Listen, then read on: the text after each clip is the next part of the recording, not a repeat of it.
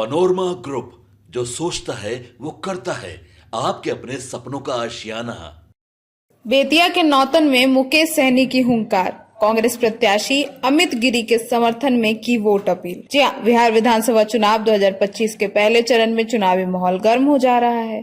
अब इसी कड़ी में बेतिया जिले की नौतन विधानसभा सीट पर वीआईपी पार्टी के प्रमुख मुकेश सहनी के कांग्रेस प्रत्याशी अमित गिरी के समर्थन में जनसभा और जनता से उन्हें विजयी बनाने की अपील। सहनी ने अपने भाषण में बीजेपी और जदयू की सरकार पर तीखा हमला बोला। मुकेश सहनी ने कहा कि बिहार की सरकार दिल्ली से रिमोट कंट्रोल के जरिए चला रही है। उन्होंने आरोप भी लगाया कि राज्य में शराबबंदी सिर्फ दिखावा है, जबकि जमीनी स्तर पर शराब ही होम डिलीवरी कर जा रही है। सहनी ने कहा कि भ्रष्टाचार चरम पर है और गरीबों को ब्लॉक में एक सादी रस्सी कटवाने तक के लिए पैसा देकर पकड़ाया जा रहा है। उन्होंने पुलिस प्रशासन को भी कटघरे में खड़ा कर दिया। उन्होंने कहा कि थाने में बिना पैसे लिए एफआईआर दर्ज तो होता ही नहीं है। अपने राजनीतिक संदेश को सामाजिक सम्मान से जोड़ते हुए सहनी ने कहा कि लालू प्रसाद यादव और तेजस्वी यादव के एक निषाद समाज के बेटे को डिप्टी सीएम पद के लिए आगे बढ़ाया था, जो गरीबों और पिछड़े वर्गों के सम्मान देने की बात करते हैं। वे उनकी उसी अच्छे राजनीति का उदाहरण है। उन्होंने कहा कि आज बिहार के उसी बदलाव की जरूरत है और प्रधानमंत्री मोदी पर निशाना साधते हुए सहनी ने कहा कि उन्होंने 2 करोड़ नौकरियों का वादा किया था, लेकिन आज भी लाखों बिहारी बेरोजगार हैं और मजबूर हैं। सहनी ने जनता से अपील की कि इस बार वोट सोच समझ कर दे और बदलाव वाली सरकार लाए। उन्होंने अंत में कहा कि नौतन में कांग्रेस प्रत्याशी अमित गिरी के जीत दिलाना आवश्यक है, ताकि आपके जगह पे बदलाव और आपको सम्मान मिल सके। दिल्ली से रिमोट कंट्रोल से सरकार चल रही है। आज बिहार में शराबबंदी है क्या? होम डिलीवरी हो रहा है। ये नीतीश जी को नहीं पता है। ये बात नीतीश जी को नहीं पता है, क्योंकि वो बिहार नहीं देख रहे हैं। आज आप सीईओ के पास जाइए, जमीन का मोटेशन कराने के लिए बगैर पैसा लिए आपका काम नहीं होगा। आप थाना में चले जाइए, बगैर दरोगा साहब पैसा लिए, कुछ माल पानी लिए बगैर कुछ काम नहीं करेगा। यहाँ दरोगा साहब सुनते होंगे तो भाई हम झूठ नहीं बोलते हैं, हम जो भी बोलते हैं सच बोलते हैं। आपको अच्छा लगे या बुरा लगे, हो सकता है आप नहीं लेते होंगे।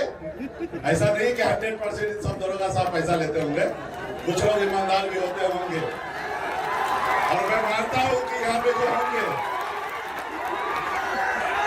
तो भारत के नेता कहलाए, राष्ट्रपिता बने। लालू जी ने गरीबों की लड़ाई लड़ी, पिछड़ों की लड़ाई लड़ी, तो वो गरीबों के मसीहा बने। हमारे मुकेश जी अति पिछड़ों और निषादों का लड़ाई पूरे देश भर में लड़ते हैं। तो आदरणीय मुकेश जी निषादों के नेता हैं।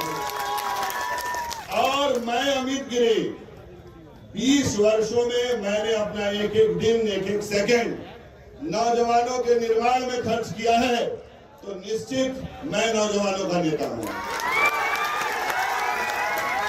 हमारे नौजवान दोस्त जो इस चुनावी समर में पागल हुए पड़े हैं, आप नौजवानों के लिए एक शेर है कि तुम में वो ताकत है कि दुनिया को बदल सकते हो।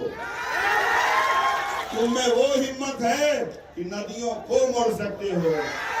हम तो ठहरे झील की पानी की तरह ठहरे हुए, तुम तो दरिया हो बहुत दूर निकल सकते हो। तो ये जो लड़ाई है, ये नौतन और बैरिया के तमाम की राजनीति हम लोग कर रहे हैं। कुछ जगह कांग्रेस पार्टी ने त्याग किया, कुछ जगह आरजेडी त्याग किया, कहीं पे वीआईपी पार्टी त्याग किया। और हम लोग का मकसद है कि सरकार बनाने का हम लोगों ने त्याग किया है। आपके साथ गिरी जी 2 कैंडिडेट हम दे रहे हैं। ये दोनों कैंडिडेट आपको मजबूती से समर्थन देकर और पूरा बिहार में, खास करके आपके नौतन में एक एक वोट आपको दिलवाएंगे और जीत करवाएंगे।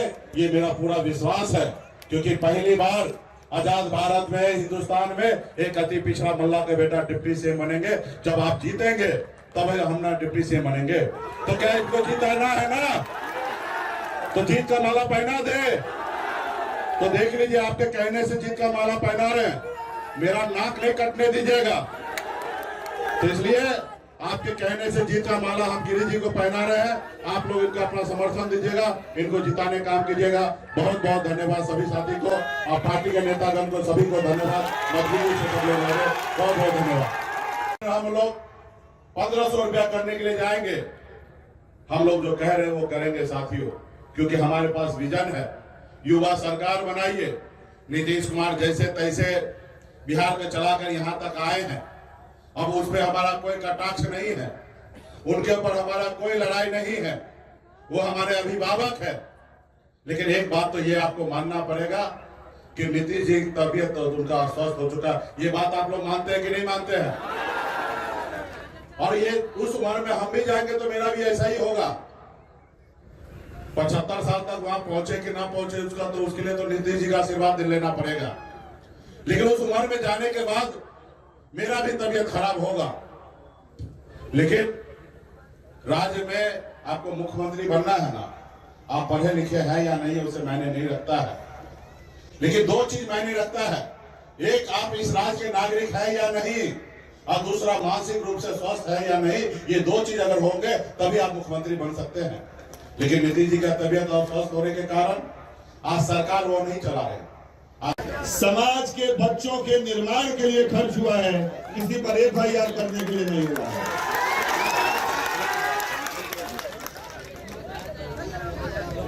हमारे नेता आदरणीय मुकेश जी, उनके पास थोड़ा समय का अभाव है। ये मेरा एक्सपीरियंस है। 4 साल से उस पद पर हूँ मैं। एक गरीब इंसान की सुनने वाला ब्लॉक पे, थाना पे कोई नहीं है जो पहले फोन करके डांटी नहीं। इसलिए आप लोगों से हाथ जोड़ के निवेदन है, नाम छाप के बटन पर क्रमांक संख्या 4 पर भारी मतों से गुड्डू जी को यहाँ से जिताने का काम करें। और इतिहास में पहली बार है कोई अति पिछड़ा पलटते रहते हैं। उसी तरह सरकार और प्रतिनिधि जो हमारा सेवक है, उसको यदि समय दर समय पलटोगे नहीं तो सेवक मालिक बन जाता है। आप जिस प्रतिनिधि को विगत 3 बार से मौका देते आ रहे हैं, आपने सुना होगा अभी अपने डबरिया पंचायत में कुछ बच्चों ने उनके अकर्मण्यता के लिए शिकायत दर्ज की तो उन्होंने बच्चों पे FIR कर दिया। तो जब किसी को आप बार बार मौका देंगे तो वो सेवक मालिक बन जाता है।